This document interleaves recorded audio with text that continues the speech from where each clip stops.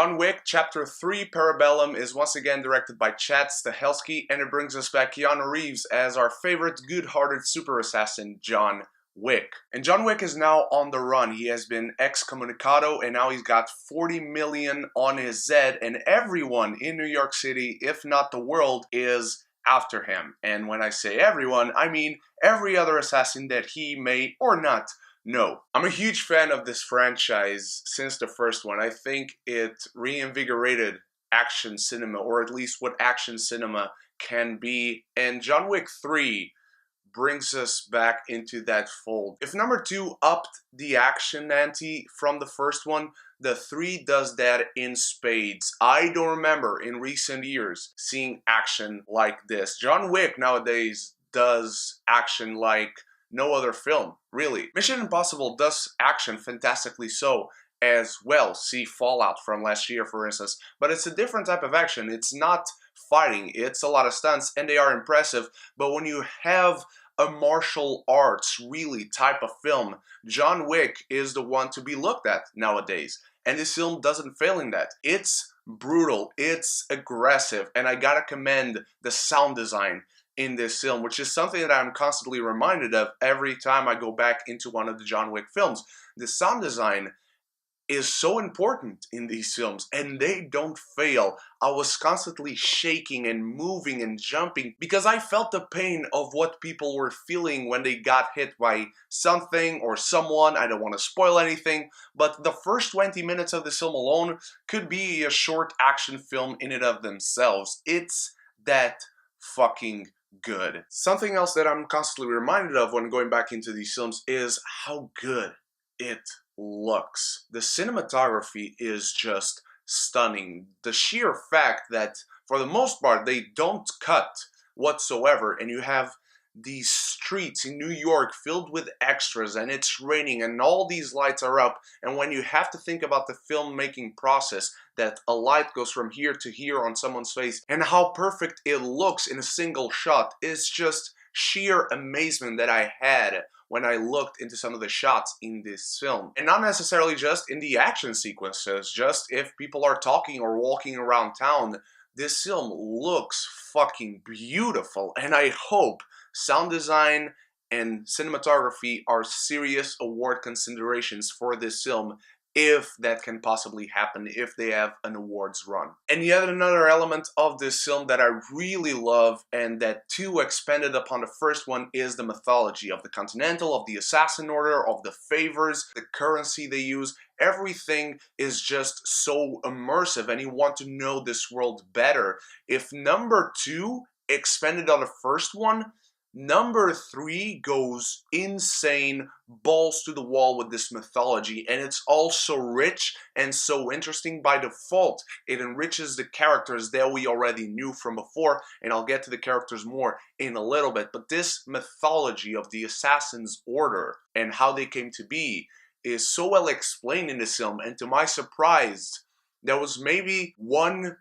scenes of exposition in this entire film when it comes to the Assassin Order and what John Wick has got to do. I just adore everything about the Continental, everything about the High Table, everything beyond that that I don't want to spoil, that you get to know, that is new in this film. This film kept on making things cool and making things new and making them feel fresh when it comes to this universe of John Wick. We get to meet such new interesting characters such as Halle Berry's Sophia, who's a former acquaintance of John Wick, as well as an adjudicator who comes from the High Table on a mission to bring John Wick down. That's their one purpose. This film just never gets boring, even without the action scenes, not only because of these new characters that are brought into the fold, but also because of the story. I'm not going to say that John Wick is Shakespeare, it's not, but it doesn't need to be. But I don't think the story, John Wick, and the world he's surrounded by have ever been so interesting.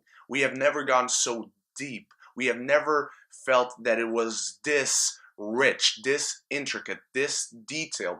And I think they thought of it all in this film, and what they bring into the fold to make the story interesting and to make the characters interesting is spectacular. Let's talk about our main character, John Wick. Keanu Reeves brings it. And he does his own fight scenes. The only thing he doesn't do is the stunts, like getting hit by a car. That's the one thing he doesn't do. He's simply spectacular in this film. And when it comes to a performance, a dramatic performance, I think this is the most he has had to deliver in these films, and I think he does that spectacularly so. John Wick has never been such a deep, relatable, rich, complex character. That same rich complexity and depth that is added to characters, not only it applies to John Wick, but also to Ian McShane's Winston, Laurence Fishburne, who plays the Bowery King, and Lance Reddick's Karen.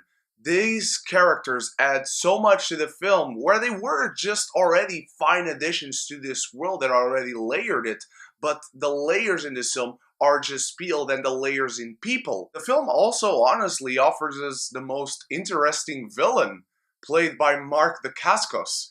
He's a fan of John Wick, but this guy is honestly a true menace. It takes a while for him to actually interact with John Wick, but until that point you always see him prove how much of a threat he really is. The whole film is just combat heavy pulp of the highest order. It's pure entertainment, but the highest, purest, most genuine, good form of entertainment, and I could not get enough of it. It just proves that this franchise as a whole is right now the best pure action trilogy, from the epic choreographed chases around New York City to the pleasant mayhem that is on display in another location that I really don't want to get into because it can be considered spoiled. Everything about John Wick 3 Parabellum just delivers on every level. On a technical standpoint and execution standpoint, John Wick 3 Parabellum just rules above everything else within the genre. Throughout the entire runtime, I felt giddy, I felt exhausted, I felt my breath was taken away in the best ways possible. My only problem is in regards to something that happens near the end. I cannot get it into detail with it.